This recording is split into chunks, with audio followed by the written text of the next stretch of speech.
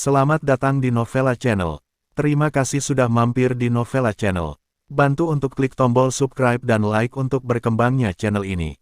Dan jangan lupa untuk nyalakan loncengnya agar selalu mendapatkan notifikasi terbaru dari Novella Channel. Silahkan menikmati cerita novel favorit Anda. Mari kita lanjutkan kembali kisah novel Nathan Lewis, Kultivator Sang Dewi. Episode 90, bersama Novella Channel. Selamat mendengarkan. Masih bersama Novella Channel, mari kita lanjutkan. Melihat penampilan Dalitu yang tidak tahu malu, Falco Wettner mencibir, "Kamu berbicara omong kosong di sini, apakah menurutmu aku akan mempercayainya? Karena aku menemukanmu hari ini, bahkan tidak memikirkannya pergi." Falco Wettner tidak akan mempercayai kata-kata Dalitu, lagi pula, tidak semua orang di desa Miao bisa mengolah boneka seukuran kepalan tangan. Melihat Falco Wettner menuduhnya, wajah Dalitu juga menjadi jelek. "Kepala penjaga Wettner, Tuan Lukas telah pulih sekarang, dan tidak ada masalah serius. Selain itu, kami tidak berniat membunuh Tuan Lukas. Mengapa Anda menekan begitu keras? Jika Anda benar-benar mengganggu kami, terserah Anda. Tidak bisa menghentikan kami." Dalitu mengancam Falco Wettner. Falco Wettner melihat bahwa Dalitu kehilangan kesabarannya, dan dia terus menabuh genderang di dalam hatinya. Meskipun Falco Wettner dan gengnya memiliki banyak orang, jika mereka benar-benar bergerak, mereka mungkin tidak dapat menghentikannya. Sekarang dia hanya bisa berharap Nathan Lewis akan segera datang, jika tidak Falco Wettner akan terlalu malu jika dia benar-benar melarikan diri oleh orang-orang dari desa Miao ini. Melihat Falco Wettner tidak berbicara, Dalitu sedikit mengangkat sudut mulutnya, dia tahu bahwa Falco Wettner takut, lagi pula, kekuatan Falco Wettner sama sekali tidak bisa bersaing dengan mereka berlima, sedangkan untuk orang lain di paviliun penjaga, mereka hanyalah ikan kecil dan udang, itu saja, Dalitu sama sekali tidak memperhatikannya. "Tuan Wettner, masalah ini adalah kesalahpahaman. Kami pasti akan meminta maaf kepada pemimpin Deran secara pribadi. Sekarang kami memiliki hal lain yang harus dilakukan. Saya harap Anda dapat melepaskan saya," kata Dalitu, mengedipkan mata pada yang lain. Kelimanya orang-orang mulai berjalan perlahan menuju luar halaman. Begitu Falco Wettner mengulurkan tangannya, dia langsung menghentikan beberapa orang. "Pertama, kamu bisa pergi, kecuali kamu melangkahi mayatku." Falco Wettner sudah mengambil keputusan, bahkan jika dia mati di sini, dia tidak bisa membiarkan orang-orang dari desa Miao ini pergi. Kalau tidak, dia tidak akan punya cara untuk menjelaskan kepada Yakub Deran. Melihat sikap keras kepala penegak Wettner, Dalitu langsung menjadi marah dan berkata, "Penegak Wettner, jangan berpikir bahwa kamu adalah kepala paviliun penjaga, jadi aku tidak berani melakukan apapun padamu. Percaya atau tidak, aku bisa menamparmu sampai mati. Berhenti bicara omong kosong, ayo lakukan." Falco Wettner melancarkan pertempuran, dan anggota paviliun penjaga lainnya juga menunjukkan senjata mereka. Melihat ini, Dalitu tahu bahwa dia tidak akan dapat pergi tanpa tindakan, jadi dia berkata, "Saudaraku, pertama-tama tahan orang-orang ini, kita akan menemukan Nathan Lewis, ingat, jangan sakiti hidup mereka." Dalitu, dia tahu bahwa jika kehidupan orang-orang seperti Falco Wettner terluka di ibu kota, maka keadaan akan menjadi sulit, dan mereka mungkin menarik orang-orang dari ibu kota. Terlepas dari apakah itu biksu atau penyihir, alasan mengapa mereka tidak berani bertindak sembrono di ibu kota adalah karena mereka tahu bahwa ada tim rahasia di ibu kota yang diam-diam menjaga keamanan ibu kota. "Kamu ingin membalas dendam pada Tuan Nathan?" Falco Wettner mengerutkan kening. Dia tidak menyangka orang-orang dari desa Miao akan membalas dendam pada Nathan Lewis. Lagi pula, Nathan Lewis membunuh boneka itu. "Balas dendam? Kami tidak repot-repot membalas dendam. Selain itu, Vergil kian pantas mati. Hanya saja kami dipercayakan oleh orang lain. Kami harus menyelesaikan apa yang kami janjikan padanya." Dalitu berpikir bahwa Falco Wettner berbicara tentang Nathan Lewis membunuhnya. Bagaimana dengan putra Miao yang saleh, Vergil Qian? Keduanya salah menafsirkan arti yang lain. Tapi Falco Wettner tidak peduli mengapa, tetapi mengerutkan kening, dipercaya oleh orang lain. "Mungkinkah orang-orang dari keluarga Crow datang untuk menemukanmu? Di ibu kota, keluarga Crow mungkin satu-satunya yang memiliki dendam dengan Nathan Lewis. Jangan khawatir tentang itu, Nathan Lewis bukan anggota paviliun penjagamu, dan dia juga seorang penyihir, bukan orang biasa. Bahkan jika kami membunuhnya, itu bukan pelanggaran aturan.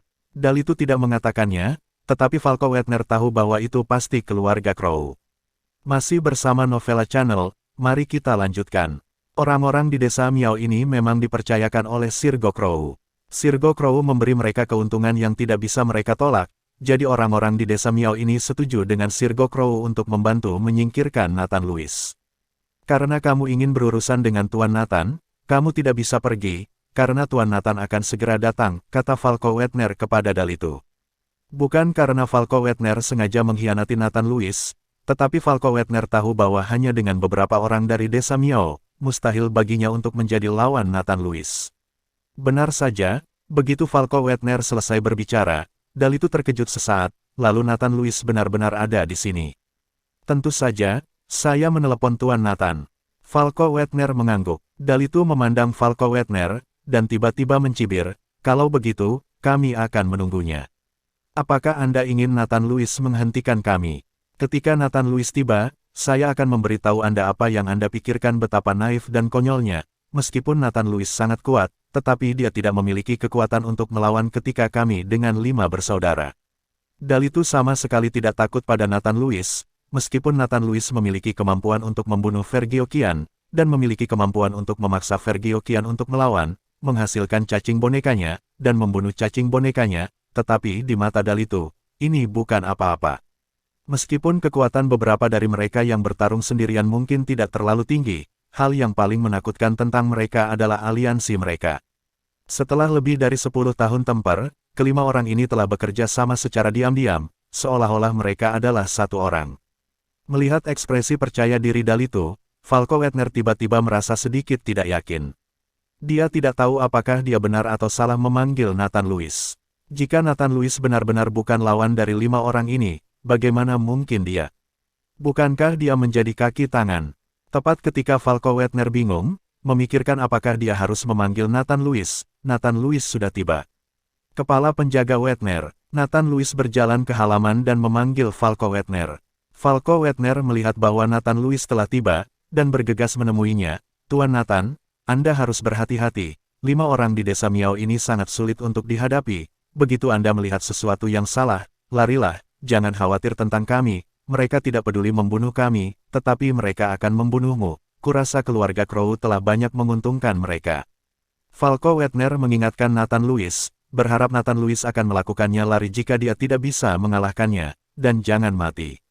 Sia-sia, Nathan Louis melirik ke 5 orang di desa Miao, tersenyum sedikit pada Falco Weidner, dan berkata, tidak apa-apa, saya akan memperhatikan, tetapi saya harus mengatakan sesuatu di depan, jika mereka membunuh saya, maka jika saya membunuh mereka, saya tidak akan membunuhmu.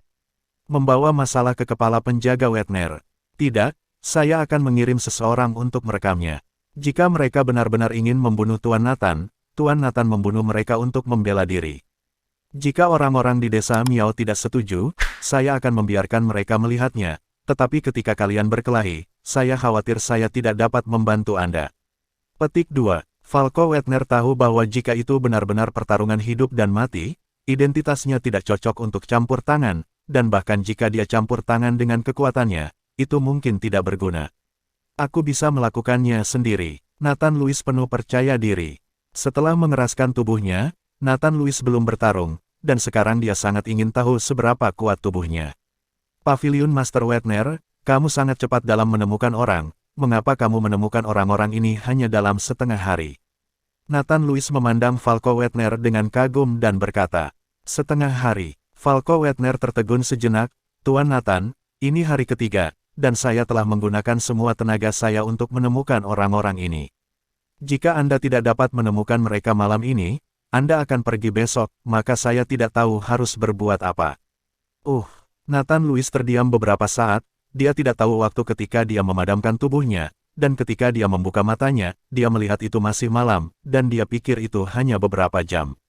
Sudah 3 hari sejak saya memikirkannya, dan sudah 3 hari sejak saya mengeraskan tubuh saya. Terima kasih sudah mampir di Novella Channel. Bantu untuk klik tombol subscribe dan like-nya untuk berkembangnya channel ini. Novella Channel akan memberikan lebih banyak lagi cerita novel yang lainnya dalam versi audio.